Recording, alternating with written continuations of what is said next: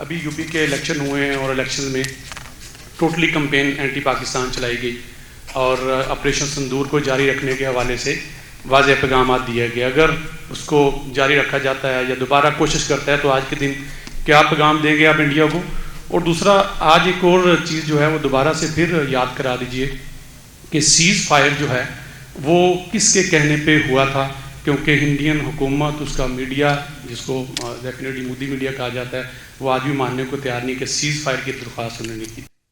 I think میں ان چند لوگوں میں شامل ہوں جنہوں نے ساتھ بیٹھ کے یہ وٹنس کیا کہ کس طریقے سے انہوں نے ایک ملک کو نہیں کانٹیکٹ کیا، انہوں نے کافی ملکوں کو کانٹیکٹ کیا. اور میں اس چیز کا خود راوی ہوں. اور مسلسل کئی گھنٹے ہمیں فون آتے رہے اور ہمارا بالکل مقصد یہی تھا کہ ہم ان کو ایک دفعہ پورا کا پورا سبق سکھا دیں. اور انہوں نے امریکہ کے ساتھ مسلسل رابطہ کیا اور مسلسل بار بار ان کو فون کرتے رہے. ایک ان کے جو صاحب ہیں وہ تو آئی تھنک اس نے تو 10-12 دفعہ ایک شخصیت کو فون کیا اور اس نے خود کہا کہ وہ تو مجھے بار بار فون کر رہا ہے.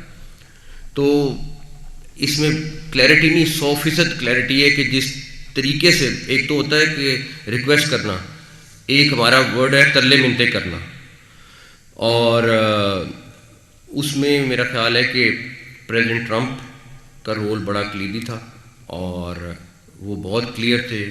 میرا خیال ہے کہ اگر انڈیا کو کسی کا، ہمارا تو اللہ کا شکر ہے ان کے ساتھ ایک تعلق ہے پاکستان کا امریکہ کے ساتھ، ان کے ساتھ، لیکن اگر امریکہ کو کسی کا شکر گزار ہونا چاہیے کہ ان کی جان بخشش کرائی تو وہ امریکہ نے کرائی.